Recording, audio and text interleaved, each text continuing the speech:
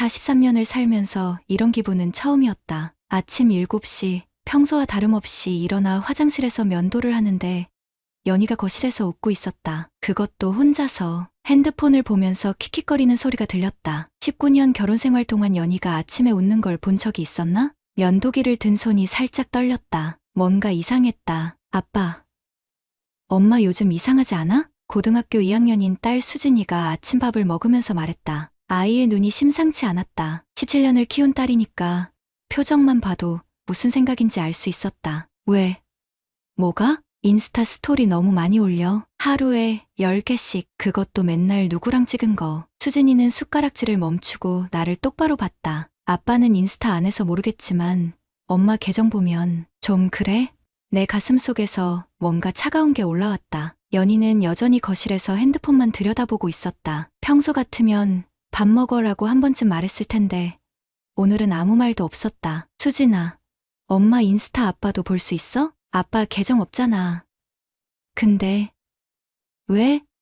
그냥 궁금해서. 점심시간에 시청 사무실에서 인스타그램 계정을 만들었다. 행정 시스템 관리 업무를 하다 보니 IT는 기본이었다. 10분이면 충분했다. 연희의 계정을 찾는 것도 어렵지 않았다. 프로필에는 라이프스타일 큐레이터라고 적혀 있었다. 팔로워가 2,000명 정도. 생각보다 많았다. 크롤을 내리기 시작했다. 첫 번째 사진, 카페에서 찍은 셀카. 화장이 진했다. 평소보다 훨씬. 두 번째 사진, 같은 카페.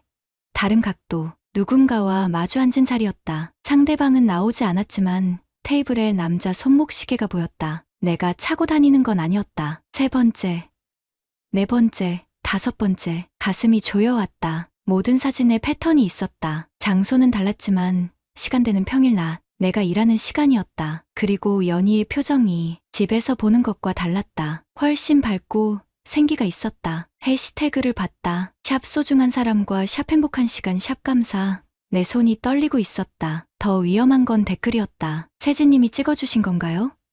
역시 프로. 세진 오빠랑 또 만났네 부럽다. 연희 언니랑 세진 오빠 너무 잘 어울려요. 장세진. 이름을 처음 보는 건 아니었다. 연희가 운영하는 쇼핑몰 협력업체 대표라고 했었다. 모델 촬영이나 물류 쪽 일을 한다고. 하지만 이 댓글들은 단순한 사업 파트너 사이의 것 같지 않았다. 장세진의 계정도 찾았다. 프로필 사진부터 화려했다. 38세라고 나와 있었다. 나보다 5살 어렸다. 그의 피드를 보는 순간 내 혈압이 오르는 게 느껴졌다. 연희와 같은 날, 같은 장소에서 찍은 사진들이 있었다. 각도만 다를 뿐 배경은 똑같았다. 더 문제는 그의 사진 속에 연희의 뒷모습이나 손이 살짝 나오는 것들이 있었다는 거였다. 시간을 대조해봤다. 연희가 오후 2시에 올린 사진이 있으면 장세진은 2시 30분경에 같은 장소에서 사진을 올렸다. 우연일 확률은 제로였다. 더 충격적인 건 스토리 하이라이트였다. 연희의 일상 하이라이트에는 최근 3개월간의 사진들이 저장되어 있었다. 카페,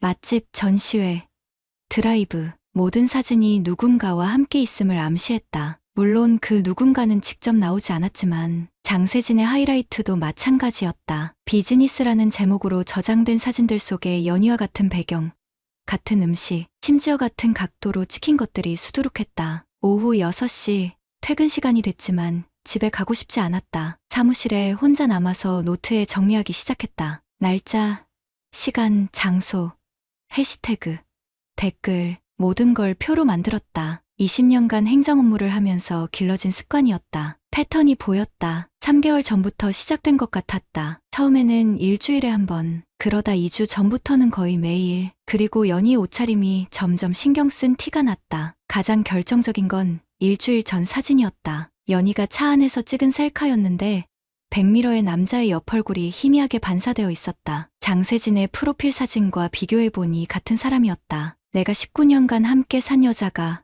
다른 남자와 데이트를 하고 있었다. 그것도 SNS에 증거를 남기면서. 집에 도착했을 때는 밤 9시가 넘어 있었다. 아빠, 왜 이렇게 늦어? 수진이가 물었다. 평소 같으면 일이 많아서라고 대답했을 텐데 오늘은 말이 나오지 않았다. 연희는 소파에 앉아서 또 핸드폰을 보고 있었다. 저녁은? 수진이랑 시켜 먹었어. 차가운 대답이었다. 예전 같으면 왜 이렇게 늦었냐고 걱정했을 텐데. 그 순간 연희의 핸드폰에서 메시지 알림음이 들렸다. 연희의 입꼬리가 올라갔다. 19년 아무것도 아니었나? 일주일이 지났다. 그 일주일 동안 나는 한마디도 하지 않았다. 연희에게 의심한다는 표시를 전혀 내지 않았다. 20년간 공무원 생활을 하면서 배운 게 있다면 성급하게 움직이지 않는 것이었다. 대신 관찰했다. 그리고 기록했다. 연희는 더 대담해졌다. 예전에는 그래도 눈치를 봤는데 이제는 아예 신경 쓰지 않았다. 아침에 나가면서 오늘 촬영 있어서 늦을 거야 라고 말하곤 했지만 목소리에 미안함은 전혀 없었다. 그리고 집에 돌아온 후의 모습이 달랐다. 샤워부터 했다. 예전에는 저녁 준비를 먼저 했는데 아빠, 이거 봐. 수진이가 내 방으로 들어왔다. 손에 뭔가를 들고 있었다. 엄마 지갑에서 나온 거야. 빨래하려고 주머니 확인하다가 호텔 발레 파킹 티켓이었다. 날짜는 3일 전 오후 2시부터 6시까지. 장소는 시내 5성급 호텔이었다. 수진아, 엄마가 호텔에 왜 갔을까? 모르겠어. 근데 아빠, 촬영이라고 하면서 호텔에 가는 게 맞아? 17살 딸이 눈치챌 정도였다. 아이의 눈에 실망감이 보였다. 어린 나이에 이런 걸 알게 해서 미안했다. 수진아, 이건 우리 둘만 아는 걸로 하자. 응, 그런데 아빠는 어떻게 할 거야? 아빠가 알아서 할게. 그날 밤, 연희가 잠든 후 지갑을 확인했다. 카드 사용 내역을 메모했다. 호텔 레스토랑에서 15만 원, 주차비 2만 원. 한 사람이 먹기에는 많은 금액이었다. 신용카드 앱에 로그인했다. 연희명의 카드의 비밀번호는 우리 결혼기념일이었다. 아직 바꾸지 않았나 보다. 비참했다. 지난 3개월간의 내역을 정리했다. 패턴이 명확했다. 매주 화요일과 금요일, 비슷한 시간대에 카페, 레스토랑, 호텔에서 결제가 이루어졌다. 금액도 혼자 쓰기에는 많았다. 특히 호텔 스파 이용권 12만 원, 커플 마사지 20만 원 같은 항목들이 있었다. 더 치밀하게 조사했다. 장세진의 SNS를 매일 확인했다. 그의 차량 번호판이 나온 사진이 있었다. 그 번호를 메모해뒀다가 우리 집 근처 CCTV에서 같은 번호판을 본 적이 있었다. 연희가 친구 만나러 간다고 했던 날이었다. 하지만 결정적인 증거가 필요했다. 여보, 내일 저녁에 일찍 들어올 수 있어? 연희가 갑자기 물었다. 며칠 만에 듣는 정상적인 대화였다. 왜? 수진이 학부모 상담 있잖아. 같이 가자. 잠깐 망설였다. 하지만 딸 일이었다. 알겠어. 다음 날 오후 5시에 퇴근했다. 연희는 집에 없었다. 수진이만 있었다. 엄마는?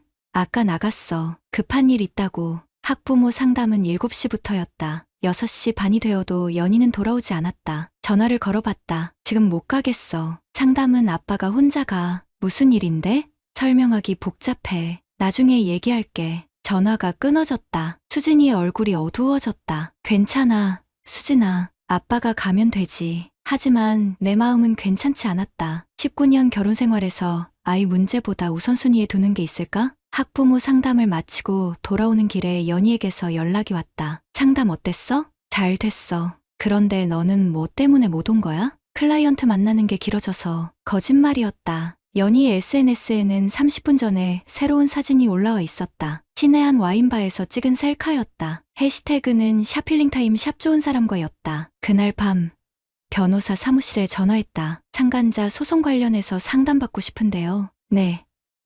언제 오실 수 있으세요? 내일 점심시간에 가능할까요? 가능합니다. 증거 자료가 있으시면 가져와 주세요. 증거 자료 이미 준비되어 있었다. 그동안 정리한 파일은 총 3개였다. 첫 번째는 SNS 사진과 댓글을 날짜 순으로 정리한 것. 두 번째는 카드 사용 내역과 호텔 영수증들. 세 번째는 장세진과 연희의 동선이 겹치는 시간과 장소를 표로 만든 것. 프린트해서 파일에 넣어두었다. 사무실 서랍맨 아래에 숨겨뒀다. 연희는 변화를 전혀 눈치채지 못했다. 아니, 눈치채려고 하지 않았다. 내가 예전처럼 조용하고 순종적인 남편이라고 생각하고 있었다. 여보, 요즘 너무 바빠서 집안일 신경 못 써서 미안해. 가끔 이런 식으로 말했지만 진심은 아니었다. 형식적인 사과였다. 괜찮아. 이해해. 나도 형식적으로 대답했다. 하지만 속으로는 분노가 쌓여가고 있었다. 매일 밤 천장을 보며 생각했다. 19년이 무엇이었나. 내가 밤늦게 일하고 주말에도 가족을 위해 투잡을 뛸 때 연희는 무엇을 생각했나. 그리고 수진이는 어떨까. 아이가 엄마의 변화를 느끼고 있다는 게 가장 마음 아팠다. 아빠, 엄마가 이상해진 건 맞지? 어느 날 저녁 수진이가 조심스럽게 물었다. 왜 그렇게 생각해? 예전에는 내 얘기 들어줬는데 요즘은 핸드폰만 봐. 그리고 아빠한테도 별로 관심 없어 보여. 똑똑한 아이였다. 17년을 키우면서 느낀 건데 수진이는 어른들의 감정을 읽는데 유달리 민감했다. 수진아, 아빠가 해결할게. 어떻게? 아빠를 믿어줄 수 있어? 수진이가 고개를 끄덕였다. 그 순간 내 마음이 확고해졌다. 이제 준비가 끝났다. 더 이상 참고 지켜볼 이유가 없었다. 내일 변호사를 만나고 모든 걸 정리하겠다. 변호사 사무실은 생각보다 조용했다. 김승현 변호사는 40대 후반쯤 되어 보였다. 이혼 전문이라고 했는데 차분한 인상이었다. 내가 준비한 파일을 받아보더니 꼼꼼히 살펴봤다. 10분 정도 지났을까? 이 정도면 충분합니다. 예상보다 확신에 찬 목소리였다. SNS 사진들의 메타데이터, 위치 정보, 시간대가 모두 일치하네요. 특히 호텔 영수증과 카드 사용 내역이 결정적입니다. 변호사가 노트북을 켜서 뭔가를 보여줬다. 최근 판례를 보시죠. 작년에 비슷한 사건이 있었습니다. SNS 사진과 위치 정보만으로 위자료 3,500만 원이 인정됐어요. 3,500만 원. 생각보다 큰 금액이었다. 하지만 돈이 중요한 게 아니었다. 소송 기간은 얼마나 걸릴까요? 보통 6개월에서 8개월 정도입니다. 하지만 상대방이 사실을 인정하면 더 빨라질 수도 있어요. 변호사가 파일을 다시 넘기더니 말했다. 그런데 한 가지 흥미로운 점이 있네요. 이 장세진이라는 사람, 제가 작년에 담당했던 사건의 가해자와 같은 사람 같은데요. 내 심장이 뛰기 시작했다. 무슨 말씀이세요? 작년에 40대 주부가 상간자로 소송당한 사건이 있었어요. 그때 상간남 이름이 장세진이었거든요. 생년월일까지 확인해봐야겠지만 같은 사람일 가능성이 높아요. 상습범이었다는 뜻이었다. 그럼 이 사람이 다른 기혼 여성들과도 네, 그럴 가능성이 높습니다. 이런 경우에는 상습성을 인정받아서 위자료가 더 올라갈 수 있어요. 변호사가 서류를 정리하면서 말했다. 오늘부터 준비 들어가시겠어요? 네, 그럼 먼저 내용 증명을 보내고 일주일 후에 소장을 접수하겠습니다. 그 사이에 추가 증거가 있으면 더 가져와 주세요. 사무실을 나오니 오후 2시였다. 돌아가야 할 시간이었지만 마음이 복잡했다. 이제 진짜 시작이었다. 저녁에 집으로 돌아왔을 때 연희가 거실에서 전화 통화를 하고 있었다. 아니야, 괜찮아. 별일 아닐 거야. 목소리가 평소와 달랐다. 뭔가 불안해하는 것 같았다. 나를 보자 급하게 전화를 끊었다. 누구랑 통화했어? 아, 그냥 쇼핑몰 일 때문에. 거짓말이었다. 연희가 거짓말할 때는 눈을 똑바로 보지 못했다. 19년을 같이 살면서 알게 된 습관이었다. 그날 밤 수진이가 내 방으로 들어왔다. 아빠, 엄마가 오늘 이상했어. 어떻게? 전화 받으면서 계속 불안해하는 것 같았어. 그리고 나한테 갑자기 물어봤어. 아빠가 요즘 이상한 말 안 했냐고. 연희가 눈치채기 시작한 것 같았다. 수진아, 아빠가 이번 주에 중요한 일을 할 건데 그동안 엄마 행동을 잘 지켜봐 줄 수 있어? 무슨 일인데? 나중에 다 얘기해 줄게. 지금은 아직 때가 아니야. 수진이가 고개를 끄덕였다. 사흘 후 변호사에게서 연락이 왔다. 내용 증명 발송했습니다. 피고 장세진과 귀하의 부인 모두에게요. 이제 연희도 알게 될 것이었다. 나는 준비가 되어 있었다. 그날 저녁 연희가 내용 증명을 들고 집에 돌아왔다. 얼굴이 창백했다. 이게 뭐야? 처음으로 목소리에 당황이 묻어나왔다. 보면 알잖아. 당신이 한 거야? 응. 연희의 얼굴이 빨갛게 달아올랐다. 19년 만에 보는 표정이었다. 미쳤어? 세진이랑 나는 그냥 비즈니스 파트너라고. 그제서야 본색이 나왔다. 미안하다거나 잘못했다는 말은 없었다. 오히려 화를 내고 있었다. 비즈니스 파트너가 호텔 스파를 같이 가. 그건 그냥 회의하려고. 호텔에서 4시간 동안 회의를? 연희의 입이 막혔다. 하지만 곧 다시 공격적으로 나왔다. 당신이 나를 미행했어? 감시했어? 미행이 아니라 확인한 거야. SNS에 다 올려놨잖아. SNS가 뭔 상관이야. 그냥 친구들이랑 찍은 사진인데 적반하장이었다. 잘못을 저지른 사람이 오히려 화를 내고 있었다. 연희야, 이제 그만해. 내 목소리가 차갑게 나왔다. 연희가 처음으로 놀란 표정을 지었다. 19년이야. 19년을 같이 살았는데 이렇게 끝낼 거야? 끝낸 건 너야. 그날 밤 연희는 친정으로 갔다. 마지막에 한 말이 기억났다. 당신도 나를 무시했잖아. 나도 사람이야. 나도 행복하게 살 권리가 있어. 여전히 자기 합리화였다. 수진이가 엄마가 나간 후에 내 방으로 왔다. 아빠, 이제 어떻게 되는 거야? 법정에서 결판 낼 거야. 아빠는 괜찮아? 솔직히 괜찮지 않았다. 19년이 무너지는 건 아팠다. 하지만 더 참을 수는 없었다. 괜찮아질 거야. 시간이 지나면 다음 날 변호사에게서 또 연락이 왔다. 장세진 측에서 합의 제안이 들어왔습니다. 합의요? 2천만 원 주고 조용히 끝내자고 하네요. 잠깐 생각했다. 하지만 답은 정해져 있었다. 거절하겠습니다. 이유가 있으시면 돈 문제가 아니에요. 이런 일이 또 일어나면 안 되거든요. 변호사가 웃었다. 알겠습니다. 그럼 소장 접수하겠습니다. 전화를 끊고 창밖을 봤다. 이제 진짜 전쟁이 시작되는 것이었다. 하지만 두렵지 않았다. 오히려 후련했다. 19년 만에 처음으로 내가 주도권을 잡고 있었다. 소장 접수 후 일주일이 지났다. 연희는 여전히 친정에 있었다. 하루에 한 번씩 수진이를 보러 온다고 했지만 실제로는 이틀에 한 번 정도였다. 와서도 30분 정도 있다가 금방 나갔다. 수진이는 더 이상 엄마를 기다리지 않았다. 아빠, 엄마 언제 집에 와? 잘 모르겠어. 안 와도 될 것 같은데. 17살 아이가 할 말은 아니었지만 나도 비슷한 생각이었다. 그날 오후 변호사에게서 전화가 왔다. 한기석 씨, 좀 놀라운 소식이 있어요. 뭔가요? 장세진 관련해서 조사를 더 해봤는데 피해자가 또 있었어요. 예상했던 일이었지만 실제로 듣고 보니 분노가 치밀어 올랐다. 몇 명이나요? 확인된 것만 3명입니다. 모두 40대 기혼 여성이고 다 비슷한 수법이에요. SNS로 접근해서 비즈니스 파트너라고 속이고 상습범이었다. 내 아내는 4번째 피해자였던 셈이다. 다른 피해자들도 소송 중인가요? 한 분은 작년에 승소했고 한 분은 합의했어요. 그리고 한 분은 지금 소송 준비 중이에요. 머릿속이 복잡해졌다. 연희만 특별했던 게 아니었다. 장세진에게는 그냥 하나의 타겟이었을 뿐이었다. 다른 피해자분과 연락이 닿을까요? 가능합니다. 동의하신다면 연결해 드릴게요. 그날 저녁 박미선이라는 분과 통화했다. 44세. 2아이의 엄마였다. 저도 똑같았어요. 처음에는 정말 비즈니스 파트너인 줄 알았거든요. 목소리에 피로가 묻어났다. 얼마나 오래? 6개월 정도요. 그 사람이 제 SNS에 댓글 달기 시작한 게 처음이었어요. 친절한 사업가인 줄 알았는데 같은 패턴이었다. 댓글로 시작해서 개인 메시지, 만남, 그리고 불륜 관계까지. 남편분은 어떻게 하셨어요? 처음에는 이혼하자고 했어요. 하지만 아이들 때문에 지금은 같이 살고 있어요. 대신 그 남자는 완전히 응징했죠. 어떻게요?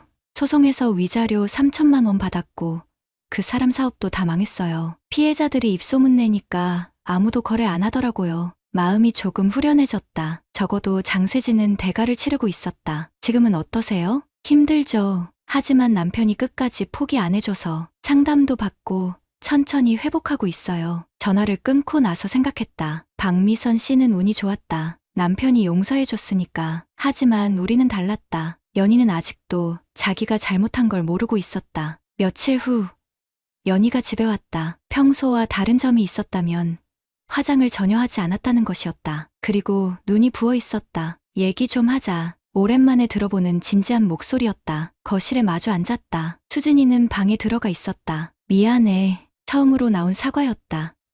뭐가? 세진이랑 그런 관계가 된 것. 그런 관계? 불륜. 직접적으로 인정한 것도 처음이었다.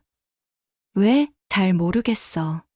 그냥 답답했어. 너는 항상 바쁘고 나는 집에만 있고 또 내 탓이었다. 그래서 다른 남자랑 잤어? 연희의 얼굴이 빨갛게 달아올랐다. 그렇게 직설적으로 말하지 마. 사실이잖아. 알겠어. 내가 잘못했어. 이제 어떻게 하면 되는데? 이미 늦었어. 소송 취하하면 안 될까? 우리 다시 시작하자. 고개를 흔들었다. 연희야, 너는 아직도 모르는 것 같은데 세진이는 너만 만난 게 아니야. 무슨 말이야? 다른 기혼 여성들도 똑같이 만났어. 너는 4번째야. 연희의 얼굴이 하얗게 변했다. 거짓말. 변호사한테 들었어. 피해자가 3명 더 있다고. 그 순간 연희가 무너졌다. 눈물이 터져 나왔다. 나만 특별한 줄 알았는데 19년 만에 보는 진짜 후회였다. 하지만 이미 늦었다. 그날 밤 10시.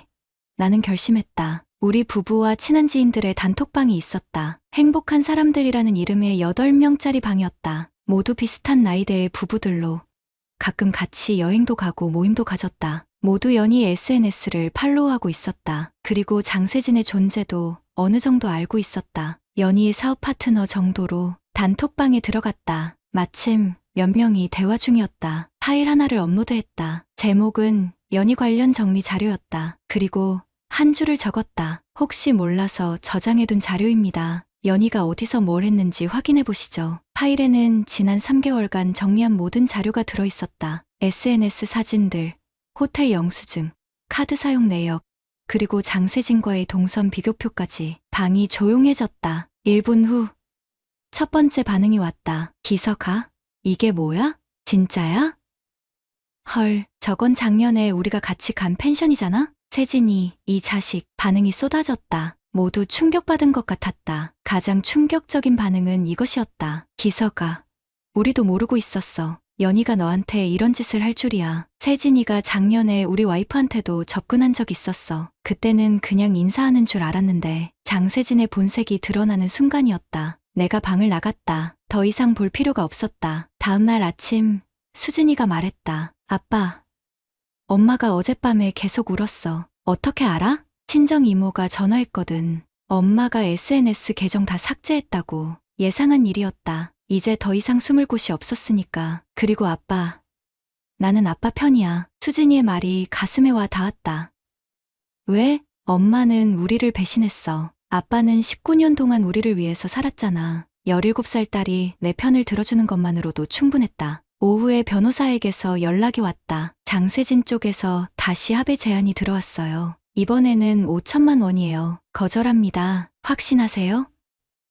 네, 끝까지 가겠습니다. 이제 정말 끝장을 보는 일만 남았다. 6개월이 걸렸다. 2024년 11월 15일 서울중앙지방법원 가정법원 203호 법정에서 판결이 선고됐다. 피고 장세진은 원고 한기석에게 위자료 4천만 원을 지급하라. 재판부는 상수성을 인정했다. 다른 피해자들의 증언과 패턴 분석이 결정적이었다. 판사는 판결문에서 이렇게 말했다. 피고는 SNS를 악용하여 다수의 기혼 여성을 유혹한 상습 가해자로 엄중한 책임을 져야 한다. 법정을 나오는 길에 장세진과 마주쳤다. 6개월 전의 당당함은 온데간데 없었다. 수척해진 얼굴로 고개를 숙이고 있었다. 형님, 정말 죄송합니다. 마지막 순간에 나온 사과였다. 하지만 이미 늦었다. 이제 알겠지? 선량한 사람 건드리면 이렇게 된다는 걸. 더 이상 할 말은 없었다. 변호사가 말했다. 강제집행 신청하시겠어요?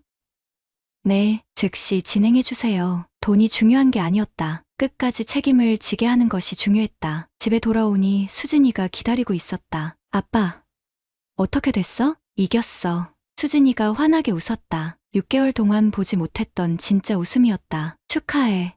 아빠, 정말 고생 많았어. 18살이 된 딸이 어른스러워 보였다. 이 모든 과정을 지켜보면서 많이 성장한 것 같았다. 며칠 후 장세진의 사업이 완전히 망했다는 소식을 들었다. 그동안 그와 거래했던 업체들이 모두 계약을 해지했다. 소문이 빠르게 퍼진 것이었다. 연희도 마찬가지였다. 운영하던 쇼핑몰은 문을 닫았다. 고객들이 하나둘 떠나갔고 협력업체들도 연락을 끊었다. SNS 계정도 모두 삭제한 상태였다. 그녀가 그토록 자랑스러워했던 라이프스타일 큐레이터라는 타이틀도 사라졌다. 연희는 여전히 친정에 있었다. 가끔 수진이를 보러 왔지만 예전 같지 않았다. 화장기 없는 얼굴, 수수한 옷차림, 완전히 다른 사람이 되어 있었다. 아빠, 엄마가 이혼 서류에 사인했대. 수진이가 조심스럽게 말했다. 언제? 어제. 그리고 나한테 이렇게 말했어. 아빠가 옳았다고. 너무 늦은 깨달음이었다. 아빠는 엄마를 용서할 수 있어? 어려운 질문이었다. 19년을 함께 산 사람이었다. 미워하지 않는다면 거짓말이었다. 하지만 용서는 아직 모르겠다. 시간이 지나봐야 알 것 같아. 나는 아빠 편이야. 계속. 수진이의 말이 큰 위로가 됐다. 이혼 절차는 생각보다 간단했다. 연희가 모든 것을 인정하고 재산 분할도 포기했다. 수진이의 양육권은 당연히 내가 가졌다. 12월에 새 아파트로 이사했다. 시내에서 조금 떨어진 곳이었지만 조용하고 좋았다. 무엇보다 새로운 시작이라는 느낌이 들었다. 아빠, 여기 좋다. 완전 새로운 기분이야. 수진이도 마음에 들어했다. 새 집에는 SNS 흔적이 전혀 없었다. 사진도 최소한만 걸었다. 과거의 무게를 덜어낸 기분이었다. 어느 날 저녁 수진이가 물었다. 아빠, 후회 안 해? 뭘? 이혼한 것. 잠깐 생각했다. 아니야. 이게 맞는 것 같아. 왜? 진실이 밝혀진 것만으로도 충분해. 그리고 너랑 단둘이 사는 것도 나쁘지 않고. 실제로 그랬다. 수진이와 둘이 사는 생활이 편안했다. 서로를 더 많이 배려하게 됐고 대화도 늘었다. 몇 달 후 우연히 박미선 씨를 만났다. 카페에서 마주쳤는데 예전보다 밝아 보였다. 기석 씨, 어떻게 지내세요? 잘 지내고 있어요. 박미선 씨는요? 저도 많이 좋아졌어요. 남편이랑 상담 계속 받고 있고 아이들도 안정을 찾았어요. 다행이네요. 기석 씨 덕분에 세진이가 완전히 응징받았어요. 이제 다른 피해자는 생기지 않을 것 같아요. 그 말이 마음에 와 닿았다. 내가 한 일이 다른 사람들에게도 도움이 됐다는 것이. 혹시 또 누군가 당하면 제가 도와드릴게요. 어떻게 대응해야 하는지 이제 알거든요. 박미선 씨가 고맙다고 했다. 집에 돌아와서 생각했다. 이 모든 과정이 나에게 무엇을 남겼을까? 첫째, 침묵하지 않는 것의 중요성을 배웠다. 19년간 조용하기만 했는데 때로는 싸워야 할 때가 있다는 걸 알았다. 둘째, 진실은 결국 드러난다는 것. SNS에 남긴 흔적들이 모든 걸 증명해줬다. 셋째, 혼자가 되는 것도 나쁘지 않다는 것. 오히려 마음이 편해졌다. 어제 수진이가 대학 합격 통지서를 받았다. 서울대 컴퓨터공학과였다. 아빠, 나도 아빠처럼 IT 공부할래. 그래서 나쁜 놈들 잡는 일 할 거야. 듬직한 딸이었다. 오늘 아침 거울을 보니 얼굴이 많이 편해 보였다. 6개월 전에 초췌한 모습은 사라지고 여유가 생겼다. 핸드폰에는 SNS 앱이 하나도 없다. 필요 없다. 대신 책을 더 많이 읽게 됐다. 어제는 공원에서 산책하면서 생각했다. 만약 다시 누군가를 만나게 된다면 이번에는 제대로 소통하는 관계를 만들고 싶다. 하지만 급하지 않다. 지금 이 평화로운 일상이 소중하다. 저녁에 수진이와 함께 저녁을 먹으면서 말했다. 수진아, 나는 좋아요보다 조용한 진실이 낫다. 아빠다워. 딸이 웃었다. 19년의 거짓된 평화보다 지금의 정직한 일상이 훨씬 좋다. 그리고 나는 다른 남자들에게 이렇게 말하고 싶다. 선량한 사람이 당하고만 사는 세상이 되어서는 안 된다. 때로는 단호하게, 냉정하게 대응해야 한다. 그것이 진짜 남자의 모습이다. 구독자님들, 오늘 사연 댓글로 공유해 다른 분들과 함께 의견 나눠보세요. 저도 읽어보며 소통하겠습니다.